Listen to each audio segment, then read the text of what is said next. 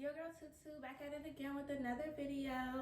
Welcome back to my channel. If you're new, please subscribe, like, comment, and go watch my other videos. And if you're returning, thank you for returning. This is going to be a 3-week update on my BBL surgery. A lot of people have been asking to see my results. Everybody has been, trying to see. So I want to talk to you guys a little bit that I'm going to show you. I'm sitting on my BBL pillow right now, so I'm super uncomfortable, but I'm gonna talk in this video and I'm gonna try to, get comfy a little bit, even though it's hard to sit down. It feels so weird sitting down, but whatever. So, yeah, it's been 3 weeks. I stopped taking my medicine a week after surgery. I withdrew from Percocets because I did not want to get addicted. I didn't want to get attached to the medication. I didn't want my body to feel like I needed to be on meds to feel better. So after a week, after it was time for me to stop taking them, I stopped taking them. Even though after the first week I still was in pain, I still was sore, I was just taking Tylenol. I was like, okay, I'll just take Tylenol because Tylenol does the job as well. And the Percocets are strong and people do get hooked to them. So I was really scared of that. I was like, I don't want to get addicted to pills. So I didn't even finish my prescriptions. But anyways, that was that. I feel kind of better now. The first 2 weeks are hell. It's really, really hard to do anything. You can't shower by yourself. You can't walk certain ways. You can't move your body in certain positions. It's just super uncomfortable and it just hurts and it's annoying. Now I feel better. 3 weeks post-op, I feel like, okay, my body's starting to feel back to normal, but I still feel like with my skin, it feels weird. My skin isn't attached to my muscles yet. Your skin has to reattach to your muscles. So I don't really be feeling certain things. It feels like sensations. And my belly button, I can't really feel my belly button that much. But it's my skin itches. Because my skin is itching, but when I scratch, I don't feel myself scratching nothing. It doesn't feel like I'm scratching the skin. It's just so weird. But I'm taking showers by myself now. I went back home, of course. I'm here in my house. I live alone, so I've been taking care of myself. I've been getting my massages. I've only gotten 2 massages since I've been home, though, and that's bad. But my waist is snatched. Everything is snatched. But let me tell you guys, this surgery takes a toll on you mentally and physically. So a lot of people don't know that it's a mental game, too, because yeah, I got the surgery and I'm just sitting here looking at my body every day okay, so was this shit worth it? Because the results that I wanted are not as dramatic as what I'm looking at. I wanted more hips, I wanted more butt, I wanted my butt to be bigger than this. So it's just I was just really upset one day and I was like, these results were subtle. I wasn't really happy or whatever, and it's just a mental thing. Even one of my friends got a BBL and she was just like, it's okay, it's normal. That's just how everybody thinks after surgery. You're gonna get used to it. You're gonna, love your body again, and you have to just love yourself. And I'm like, I do love myself. I love myself before surgery. That's one thing about me. Okay, I was conceited before the plastic surgery. So I be telling people that you gotta love yourself before surgery, because if you don't love yourself before, you're not going to love yourself after, because you're going to look at every little issue, every little thing, every little dent, every little mark. You're just not going to like it. So I did decide that I'm getting my hips done next, and I probably will be getting fillers.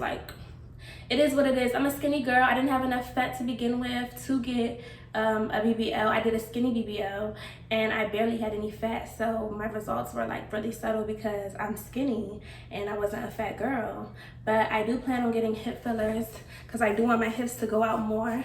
I wanted to accentuate more. So yeah, that's about it with the mental game. Physically, it's a lot of pain, bitch. I don't know how else to explain the pain.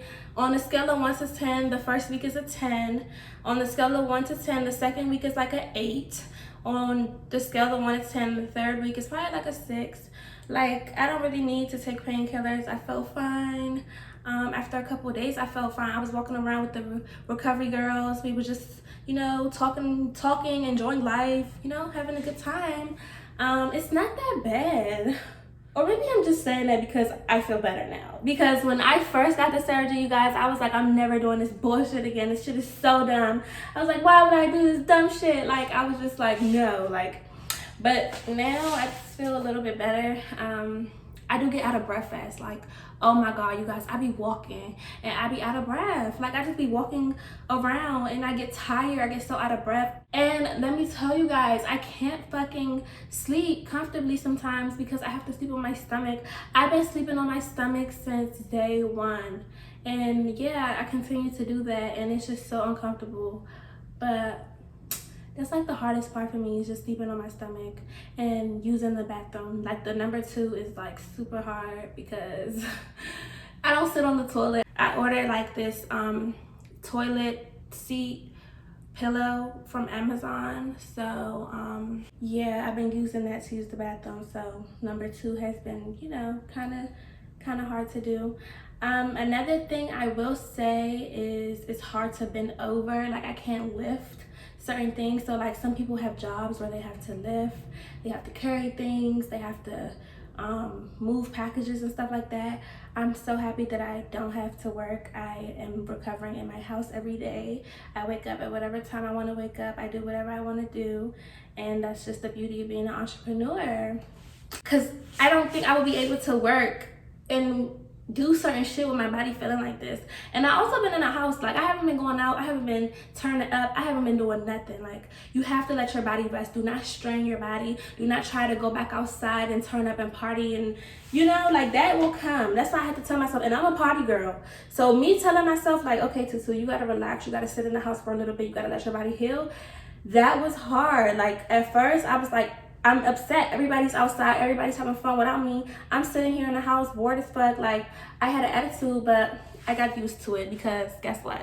I want my body to heal properly. You know, it's a process. It's not something that's an overnight thing. Like you have to know that. Like it's a process, and that's why I tell people it's not just the surgery. You have to think about post-op care, pre-op care. That shit is expensive. A lot of doctors will tell you you don't fully heal until 6 months. And when my doctor told me that, I was looking at him like, what are you talking about? I'm like, I'm gonna be healed in 1 month. I'm like, I know my body. Like, I'm gonna be outside. But then when I got the surgery, I understood what he was talking about. I'm like, oh, okay, now I see what he meant. 6 months sounds about right. You know, like, yeah, 6 months sounds good. I kind of just didn't believe it. Like, I'm like, why would it take 6 months? But it really does. Like, your body has to heal. It takes months for your body to heal, and everybody's body is different, but it takes months. Like you're not just going to feel back to yourself. You're not going to feel normal. You have to just have the surgery to understand. And another irritating thing is having to wear this faja 24/7. I've been wearing this faja faithfully every single day. I don't take it off.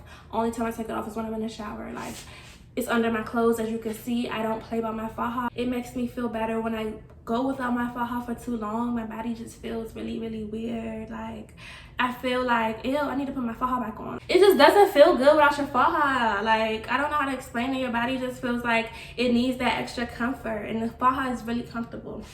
So I keep it on. Like you have to keep your faja on for at least the first month or the first 2 months. So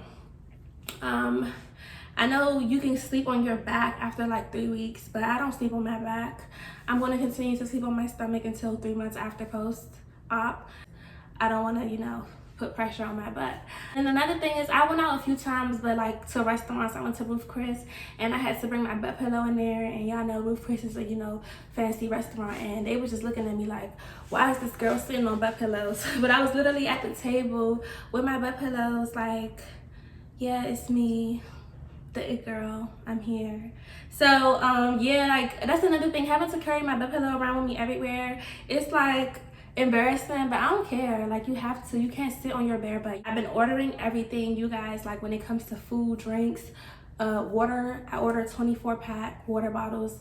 I get Uber Eats to ship everything to me. Like I don't go out to do nothing. Like I don't strain myself when it comes to picking up shit. I'm going to get it sent to my door. So I'm really blessed to be able to do stuff like that. Some people can't do stuff like that, but I'm happy and I'm blessed. And I planned this, like, I knew I was going to have to spend money after surgery. And I was just like, whatever, it is what it is. It's an investment. So far, I've spent over $10,000 on this surgery. And that's another reason why I felt like my results should have been more dramatic.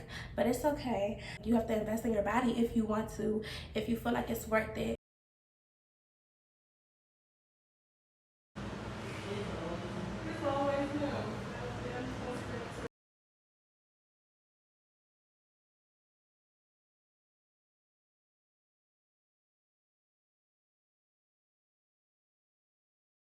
Okay, so a lot of people have been asking to see my results or whatever, and this is what I'm looking like.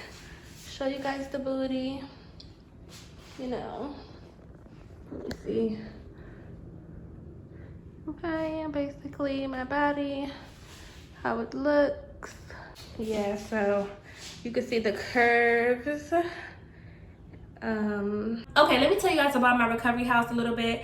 My recovery house I stayed in, it was pretty chill. Like, they cook for you every day. There was a lot of, you know, riffraff and drama in there, but I was just there to feel better. I love the nurses that were there. The owner, like, she was the one that was, you know, getting into it and stuff. But at the end of the day, it's a business. You know, I run a business, so I understand that it's hard when it comes to running a business. Like, especially her type of work. Her field and her business is kind of like, okay, you got to deal with so many people. You got to deal with personalities, girls that's in pain, girls that just got out of surgery, hormones going up and down. You feel irritated, you're annoyed, like, you know, so it's a lot for her.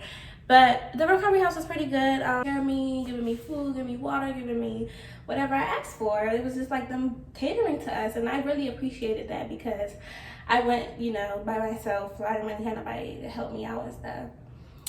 My plastic surgery center.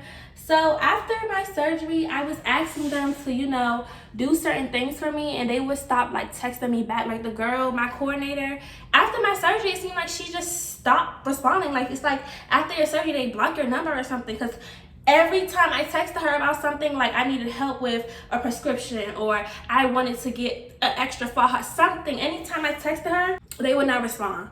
I needed to get my drains taken out before I left Miami. I didn't get my drains taken out. I had to come home and look for somebody in the DC area that has drainage removal services. Thank God I found this girl. Yeah, I tell you, Instagram, you find everything like on the code. Like, Instagram has all your needs. So I found this girl who did drainage removal, you know, in the area, and I was just like, they were supposed to do this in Miami. I called urgent care. I called the emergency room. I'm like, can y'all take the drains out for me? Because I got surgery in Miami and my surgeon didn't take it out before I came home. And they were like, no. They were like, we can't touch anybody's work. They were like, you have to go to your surgeon who put the drains in and he has to take it out. And I was just like, what? So if I didn't find that company who specializes in drainage removal, I was going to be shit out of luck. I was going to have to, what, put it out myself? Like, that's why I was so mad. Like, that was just so annoying. And I was just like, so irritated. My coordinator from my surgery center did not text me back the day I wanted to go back in there and take my drains out before I left Miami.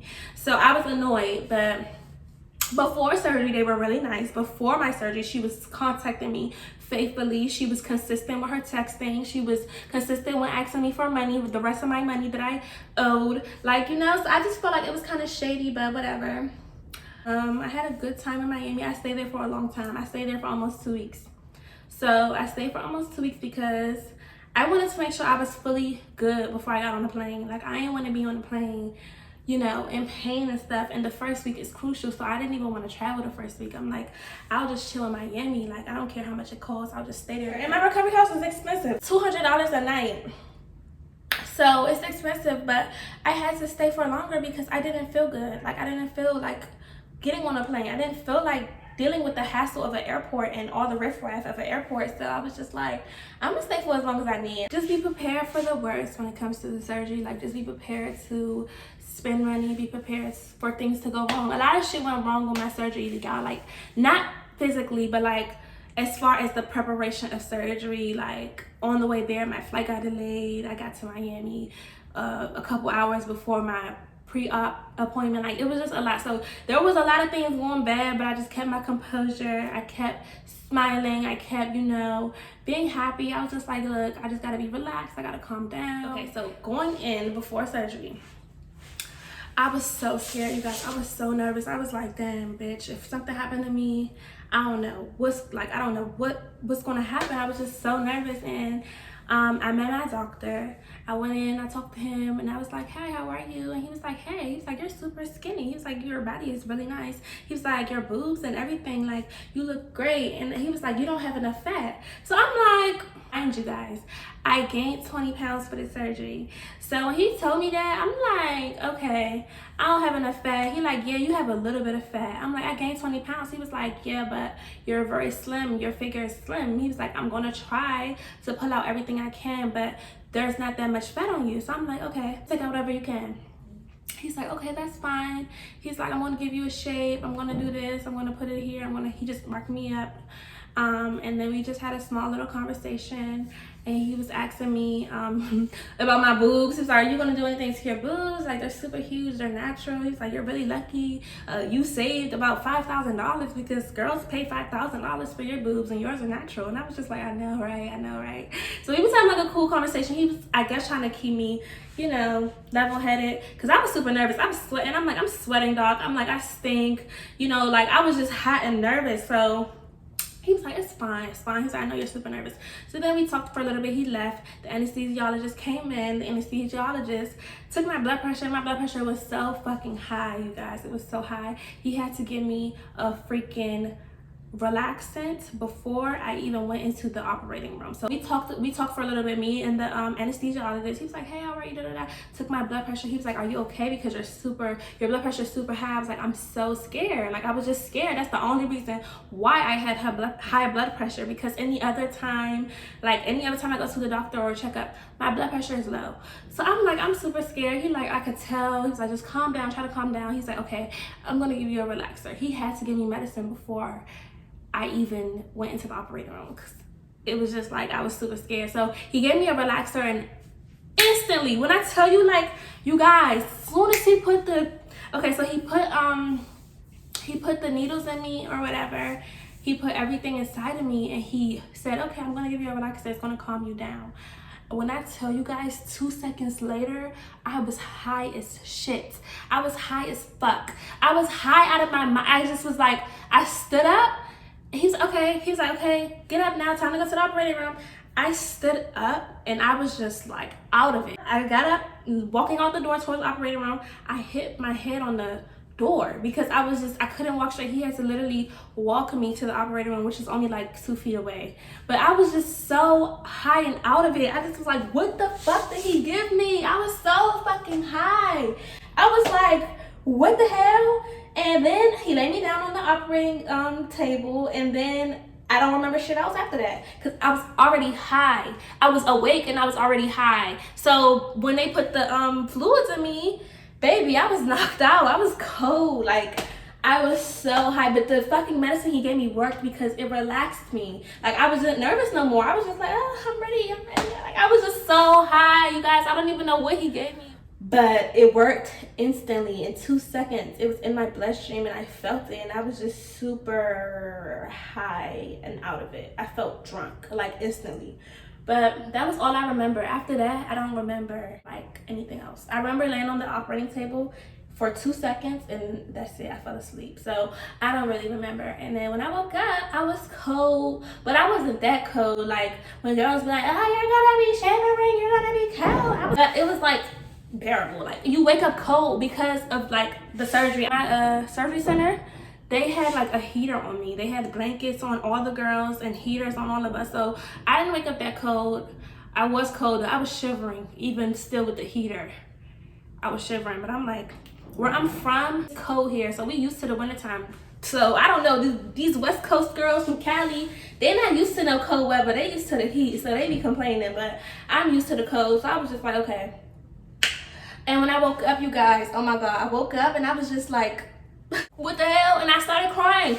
Y'all, as soon as I woke up, I started crying. I don't know why I started crying. Like, as soon as I woke up, I opened my eyes, I just looked and I just started crying. I was like, get me out of here. I want to get out of here. Like, I wanted to get up. Like, I tried to get up, and the nurse was like, no, baby, lay down, lay down, lay down. I'm like, get me out of here. Like, I didn't want to lay right there no more. I don't know what it was. I just woke up super mad. Like, I woke up super irritated, and my butt was like burning a little bit. Like, it felt like a burning sensation. And then I didn't really feel, well, I did feel pain, because first of all, the anesthesia, it didn't like work for, like, it wore off on me quick. Like, I felt everything. So even leaving my surgery center, I was literally feeling everything. I'm like, where the fuck is my prescription? That's all I was wondering. Like, where's my medicine? So I was eager to get my pills, and my recovery house took forever with my fucking pills. So when I got to the recovery house, I had to wait like 5 more hours for my medicine. I was pissed, but I was pretty much good. I was good. My first meal, it tasted so good. Like, I don't know why. It's like when you wake up from surgery, you appreciate everything way more. Like, when I tasted my first meal, my first drink, I was like, this is like the best thing ever. Like, I don't know why. It was just like so much like happiness there, just because I felt good for like, you know, waking up. I'm like, thank God. I just started praying. I was like, thank God. I love you so much. Thank you for helping me make it through the surgery, because you have to, like, you don't know what can happen. Some girls don't make it through the surgery. So I just wanted to thank God, and I literally was happy. I just rested after that. I went to the recovery house, ate, you know, they gave me pineapple juice and Gatorade and water, lots of fluid. It was like, just keep drinking everything, take lots of fluid in.